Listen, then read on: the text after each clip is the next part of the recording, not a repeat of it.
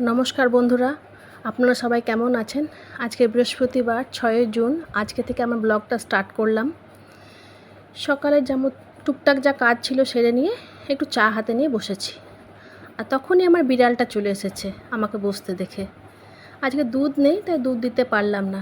ছোটো ছোটো একটু বিস্কুট ভেঙে দিয়েছি, সেটাই খাচ্ছে। এই যে জিনিয়াকে উঠাতে গেছিলাম, উঠে এসে নিচে সোফাতে আবার ঠাম্মার কাছে ঘুমাচ্ছে। প্রত্যেক দিন যেন ঘুম থেকে ওঠানো সকালে একটা যুদ্ধ, কিছুতেই উঠতে চাইবে না। ঘুমিয়ে নিক, বুধবার থেকে তো আবার স্কুল। আজ দালানে শ্যামা মায়ের পুজো, মানে আমাদের মন্দিরে। বাড়িতে কাকা এসেছে, মায়ের এক বান্ধবী এসেছে, সবাই বসে গল্প করছে। জিনিয়াকে পরিষ্কার করে দিয়েছি। আমাদের মন্দিরে পুজো হলে না খুব ভালো লাগে, প্রচুর লোকজন থাকে। আমাদের ঘরে থেকেই যেন বেশ ভালো লাগে মনটা।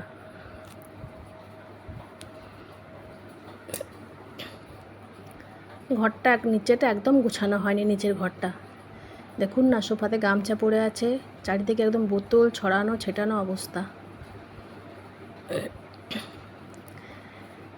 ডাইনিং টেবিলের অবস্থাটা খুব খারাপ। এবার আস্তে আস্তে গুছাবো।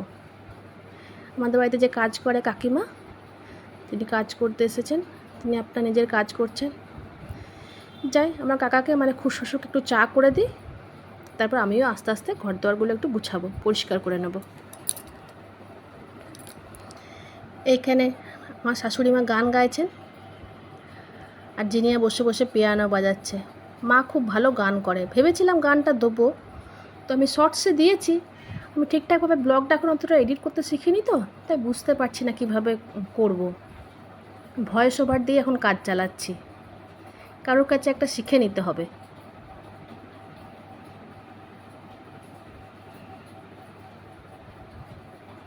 এই যে জামা কাপড়গুলো ফার্স্টে গুছিয়ে নিই, তারপর মায়ের বিছানাটা পরিষ্কার করে দেবো। প্রচণ্ড গরম এখন, সারাদিনে কতগুলো যে জামা চেঞ্জ করে, খুব ঘেমে যায়। আমার মেয়ের কথা বলছি।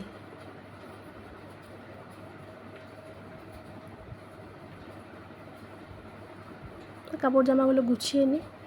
এই যে গোছানো হয়ে গেছে, বিছানাটা একটু পরিষ্কার করে নিই। এখানে মা শোয়, মায়ের বিছানা।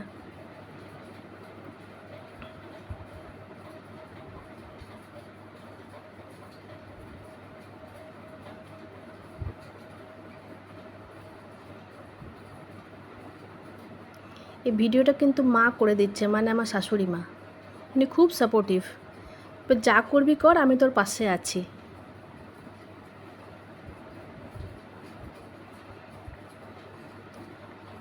এখন হয়তো আপনারা দেখছেন তাকে বসে থাকতে, তিনি কিন্তু বসে থাকার মানুষ একদমই নন। তিনি হঠাৎ করেই অসুস্থ হয়ে পড়েন পুজোর পর থেকে। সেই গল্প অন্য কোনো একটা ব্লগে বলবো। এই যে খেলতে চলে গেছিলো, আবার নিয়ে এলাম, একটু জলখাবার খাইয়ে দিই। আজ কিছু করিনি, ডাল করেছিলাম, ডাল মুড়ি মেখে খাইয়ে দিলাম। ভালোবাসে মুড়ি খেতে। আবার খেয়ে দিয়ে খেলতে যাবে। ওই যে আমার ননদিনী বসে আছে, ওর নাম রানী, আমার মেয়ের বন্ধুর মতো। আগেই তো বললাম আজ বৃহস্পতিবার, তো লক্ষ্মী পুজো করেছি। নারায়ণ, লক্ষ্মী, শিব ঠাকুর, নন্দী মহারাজ, আমার গোপাল সোনারা বসে আছে, বাবা লোকনাথ। ঠাকুর ঘরটা একটু পরিষ্কার করে নিতে হবে, সময় পাচ্ছি না একদম। আগে মাই পুজো করতেন, মা এখন আর উপরে উঠতে পারে না শরীর খারাপের জন্যে। খুব সুন্দর গুছিয়ে টিপটপ করে রাখতেন, আমি ওনার মতো অতটা পারি না।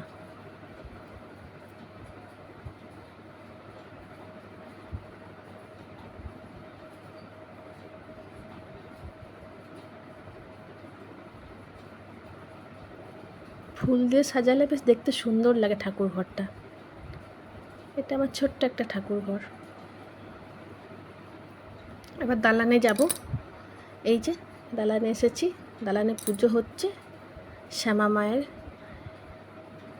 পাড়ার মঙ্গলার্থে এই পুজোটা করা হচ্ছে অমাবস্যাতে। ওইখানে মা বসে আছে, সবাই বসে বসে পুজো দেখছে। আমিও এসে এবার একটু বসবো। মা বলছে ওই দিক থেকে নে, দেখ ভিডিওটা ঠাকুরের ছবিটা ভালো আসবে ভিডিওতে।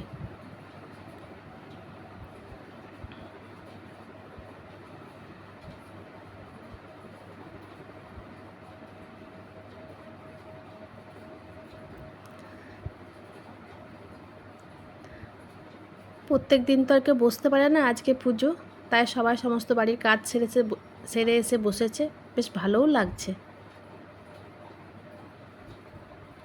যজ্ঞ হবে, যজ্ঞর বালি রাখা আছে, যজ্ঞ কুণ্ডটা রাখা আছে। এই যে এগুলো আমার সব খুড়শাশুড়িরা, যারা মাথায় ঢাকা নিয়ে আসছে, কাকিমারা সব।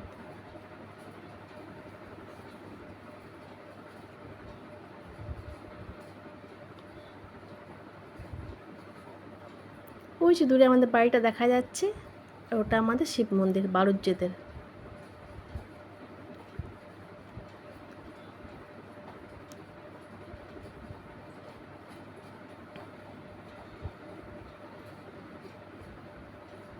আর এই যে আমাদের শ্যামা মায়ের মন্দির, এখানে কালী বিষ্ণু থাকেন। প্রত্যেক দিন নিত্য সেবা হয়, ভাতের ভোগ হয়, গোটা পাড়া করে, চ্যাটার্জিরা, ব্যানার্জিরা, মুখার্জিরা। এটা আমাদের দালানের কুয়ো, এখান থেকে জল তুলে সমস্ত কাজ করা হয়।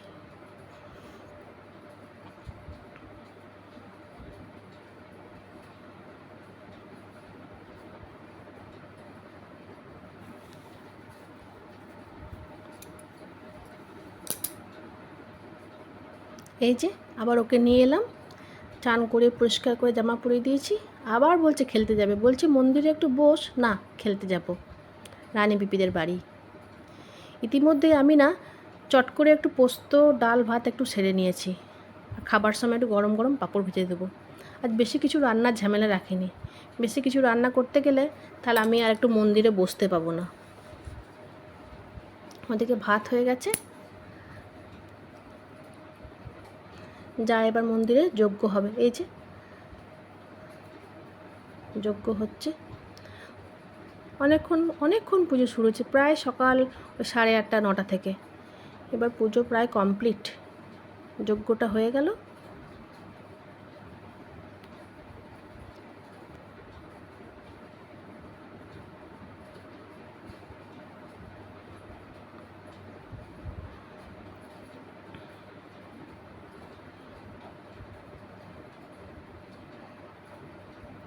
এখানে অরিজিনাল ভয়েসটা আমি দিতে পারিনি, ইচ্ছা ছিল দেবার। সবাই কি সুন্দর উলু দিচ্ছে আর গায়ে কাপড় ঢাকা দিয়ে যাচ্ছে। আমাদের একটা পাড়া তো, বেশ সবাই এখানে এগুলো আছে। এই যে 2টো বেজে গেল প্রায় মেয়েকে ভাত খাওয়াতে, খাইয়ে নি। কিছুতেই নিজে হাতে খেতে চাইবে না।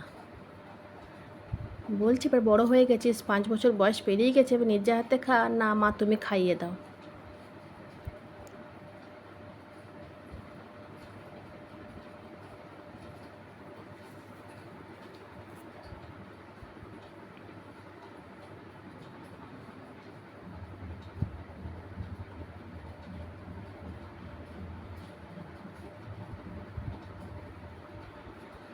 একটু ঘুম পাড়িয়ে দিগা। এই যে ঘুম থেকে উঠে আবার বিকেলে বেরিয়ে গেছে বাইরে, ঘরে থাকবে না, আবার বাইরে বেরিয়ে গেছে। দালানে সন্ধে হবে এখন। আজ রাত্রেবেলায় মন্দিরেই আমাদের খাওয়া দাওয়া।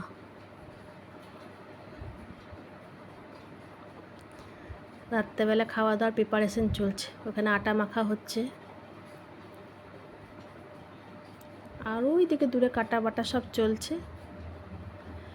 রাত্রে মেনুতে আছে লুচি, ছোলার ডাল, কুমড়োর তরকারি, আর বোঁদে আর মিষ্টি।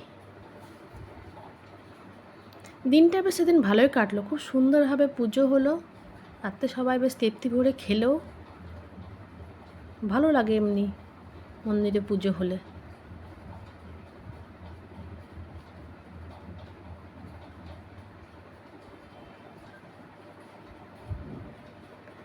চললো ঠাম্মা নাতনি। আগের দিনের রক্ষাকালী পুজো ছিল, সেই বিসর্জন দেখতে বেরোচ্ছে। সামনে যাবে না, বাজনার আওয়াজ শুনেই দূর থেকে দেখে আসবে। সন্ধ্যাবেলা দিদিভাই চলে এসেছে, এদিকে রোশনি দিয়ে চলে এসেছে, সবাই মিলে চা খাচ্ছি আর গল্প করছি। রোশনি দিয়ে হলো দিদিভাই ছোটোবেলাকার বন্ধু, না এতটাই বন্ধুত্ব যে দুজন দুজনকে বন্ধু বলে ডাকে।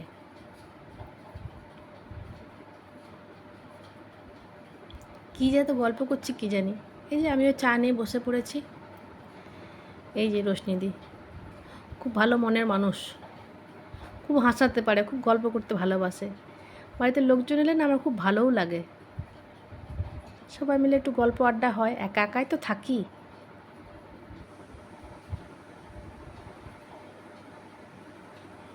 মা যে কী এত বোঝাচ্ছে কি জানি।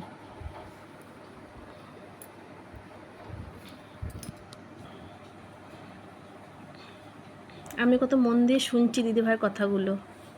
এই যে ছেলে মেয়েগুলো তো বিরাট আনন্দ, পড়তে বসা নেই, কী সুন্দর দেখুন না খেলে বেড়াচ্ছে সারা সন্ধে।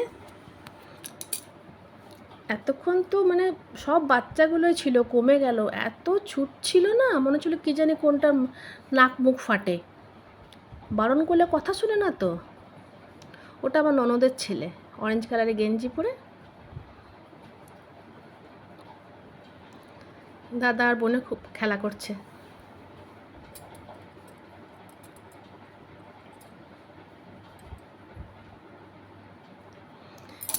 মন্দিরের ভেতর সবাই বসে বসে গল্প করছে দেখুন। এগুলো সব কাকিমারা, ওই যে যিনি হাত তুলে উনি হলেন আমার পিসি, এদিকে হলুদ শাড়ি পরে ইনি এক পিসি। বেশ রান্না বান্না নেই, রাতে মন্দিরে খাওয়া দাওয়া, সবাই মিলে বেশ গোল করে গল্প করতে বসেছে। তার মধ্যেখানে আমার মেয়ে চলে এসেছে। পিসি এত সুন্দর গানটা গাইলো, ভাবলাম দেবো, ওই যে আগেই বললাম ঠিকঠাক এডিটিংটা করতে পারছি না।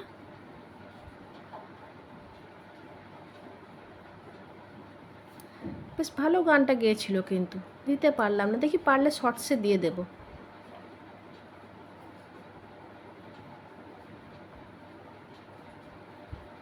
এই যে 9টা বেজে গেছে, ফার্স্ট ব্যাচ বসিয়ে দিয়েছে, রাতের খাওয়া দাওয়া শুরু। অন্ধকার, এখানে পরিষ্কার নেই, তবু ভাবলাম দেখুন দাদা আর বোনে কী সুন্দর খেতে বসেছে পাশাপাশি।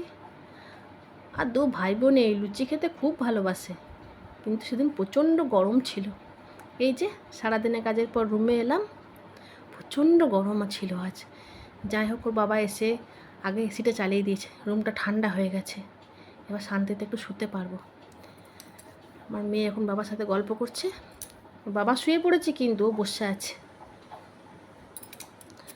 চলুন ব্লগটা এখানেই শেষ করি, আবার একটা নতুন ব্লগের সঙ্গে দেখা হবে। Bye, good night.